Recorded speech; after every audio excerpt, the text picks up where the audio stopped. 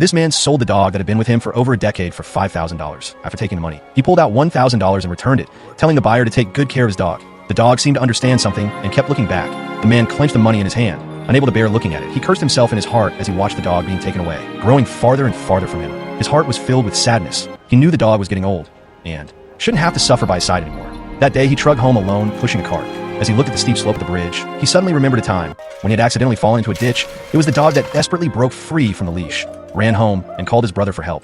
That night, he gave the money to his wife, but couldn't tear his eyes away from the dog's bed. The little dog, now in the mansion of a wealthy family, was living in a luxurious villa, but it seemed dejected and downcast. The rich man brought in another dog to keep the little dog company, but the little dog wouldn't even look at it. Since selling the dog, the man's hair had turned gray, and his face had never worn a smile again. One day, the dog seized the opportunity to run out of the mansion. It ran endlessly, not knowing how many days and nights it had been on the run. When hungry, it scavenged through garbage piles. One day, while searching for dinner, it was surrounded and beaten by 4 fierce dogs. Soon 2 more arrived, and the little dog was clearly at a disadvantage. Its legs were badly injured, but it managed to escape in the end. It was determined to make its way home.